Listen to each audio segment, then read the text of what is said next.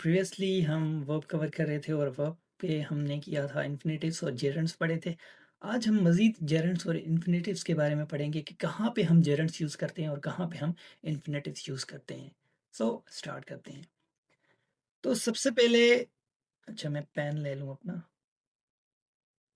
यार green pen लेते हैं हम, ठीक है?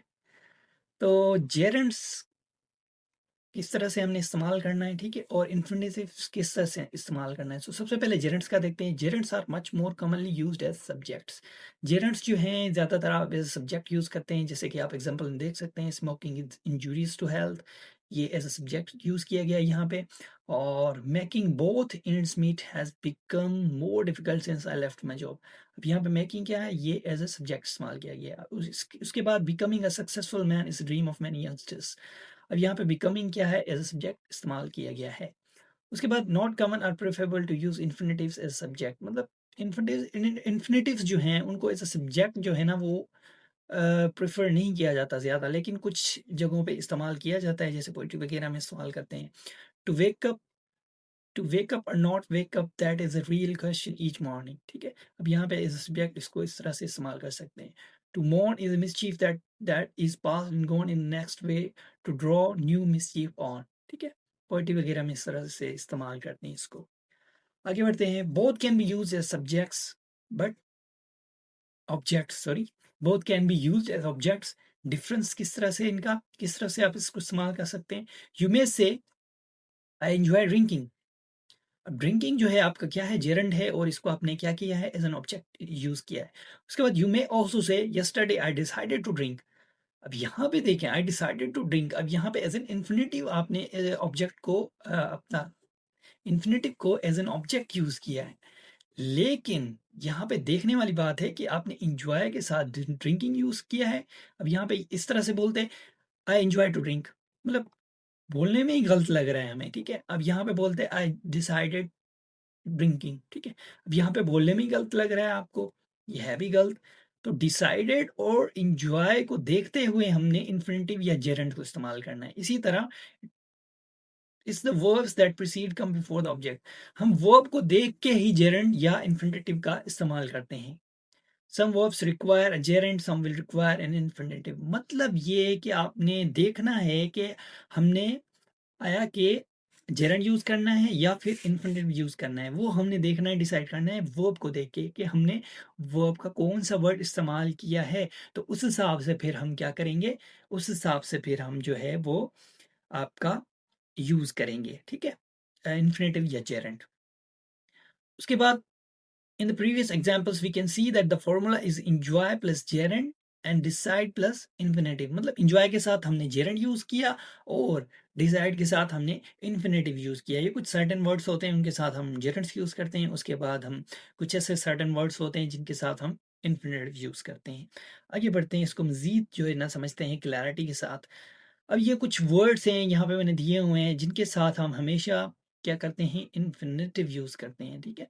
Verbs that need to be followed by an infinitive. Infinitive क्या होता है, जैसे कि मैंने आपको पहले बताया था कि टू के बेस फॉर्म के साथ, वर्ब की बेस फॉर्म के साथ आप टू लगा लेते हैं तो आपका क्या हो जाता है, ये इन्फिनेटिव, ठीक है? अब अग्री पहला वर्ड है, अग्री के साथ आप जो है ना वो क्या लगाते हैं, इन्फिनेटिव लगा दें। I agree to attend her marriage ceremony, ठीक है? I agree to attend. अब यहाँ पे बोलेंगे I agree attending her marriage ceremony, तो ये आपका गलत हो जाएगा। उसके बाद डिसाइड है, द जज decided to here the case next week. अब डिसाइडेड यहाँ पे आप बोलेंगे ना, डिसाइडेड द जज डिसाइडिंग टू जज सॉरी द जज decided hearing the case next week, तो ये आपका यहाँ पे इस तरह गलत हो जाएगा। तो आपने यहाँ पे इन्फिनेटिव लगाना है। उसके बाद deserve, the poor deserves to live a happy life. उसके बाद एक्सपेक्ट के साथ भी इन्फिनेटिव लगाते हैं आप। I expect to know his secret mission। उसके बाद hope, we were hoping to arrive early by business class, ठीक है? To arrive, ठीक है? उसके बाद learn, he learned not to break one's heart। उसके बाद need के साथ आप infinitive यूज करते हैं, she needs to focus on her career। उसके बाद कुछ और मजीद वर्ड्स हैं। ऑफर है, I offer to go with him. उसके बाद plan, we are planning to buy a new house. उसके बाद promise, my friend promise to help in the studies. उसके बाद seem, the target seems to be lost. उसके बाद wait, I can not wait to buy an iPhone.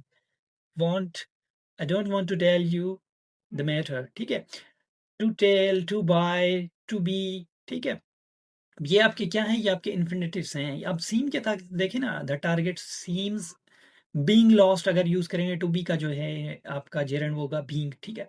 अब being lost जो है ये आपका इनकरेक्ट हो जाएगा, ठीक है? तो आपने इस चीज़ का ख़्याल रखना है, जहाँ पे भी ये वर्ड्स आएँ तो आपने डायरेक्ट इनके साथ क्या है, इन्फिनिटिव्स यूज़ करने हैं।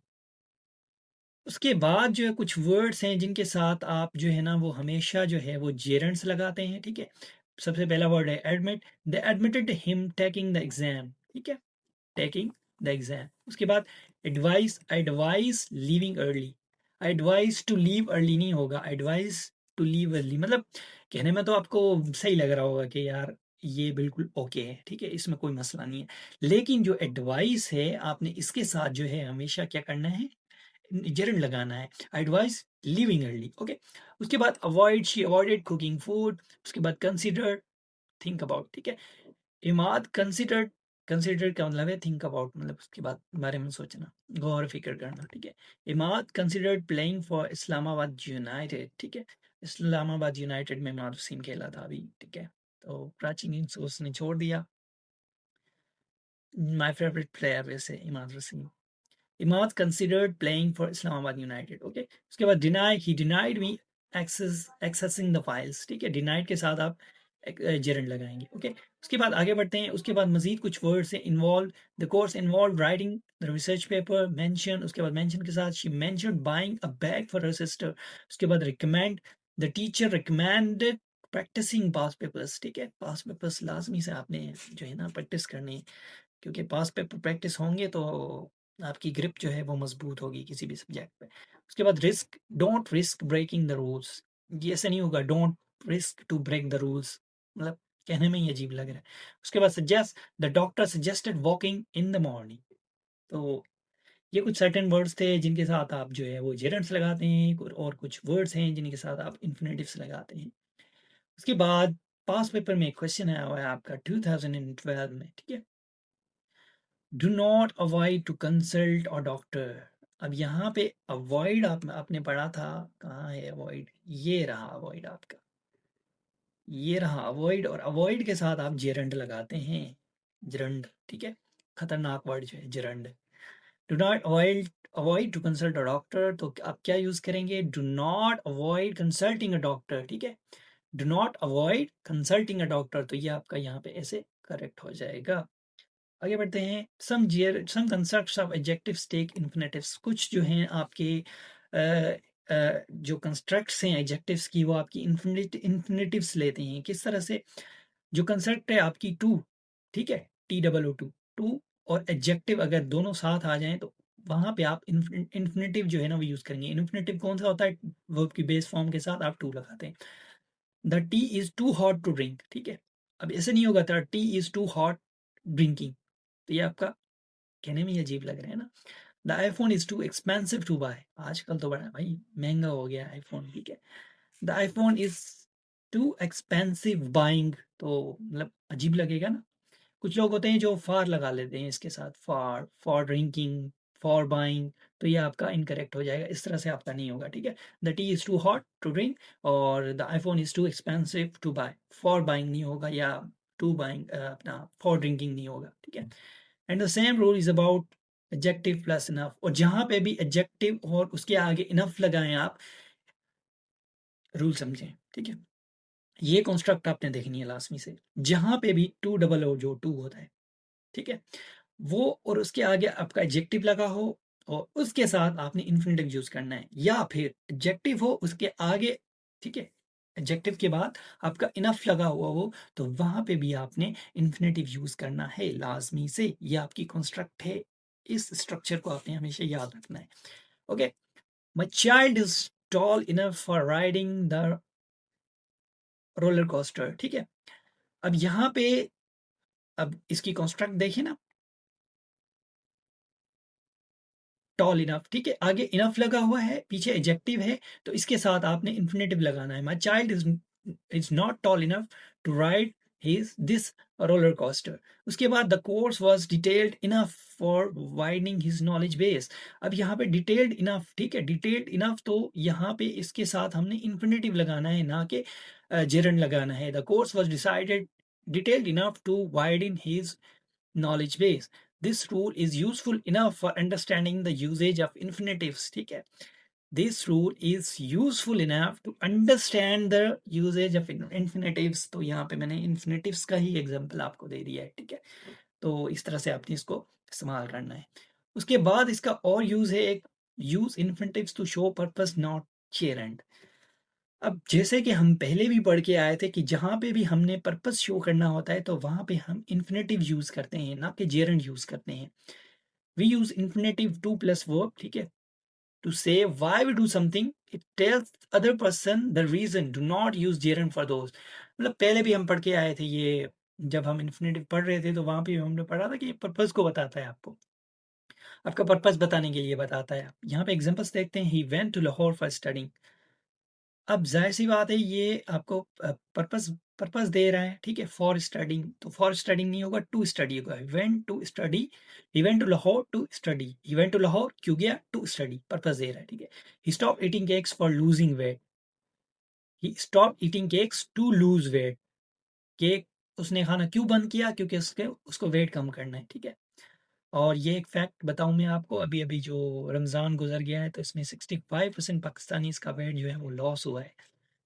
शुक्र है, ठीक है, लॉस हुआ है, वरना पाकिस्तान में ये बढ़ते ही जा रहे थे, ज़्यादा हेवी वेट वाले लोग. I am calling you for asking your help. I am calling you to ask for your help, ठीक है. She gone to the library for studying. She gone to the library to study. ठीक है. He'll come he'll come to the party later for picking up Julia. ठीक है. He will come to the party to pick up Julia. She was walking to the shops for buying milk when she met John. She was walking to the shops to buy milk when she met John's. तो यहाँ पे आपने इस चीज़ का ख्याल रखना है, जहाँ भी पर्पस हो तो वहाँ पे आपने जो है ना वो हमेशा इन्फिनेटिव यूज़ करना है, जेरंड यूज़ नहीं करना.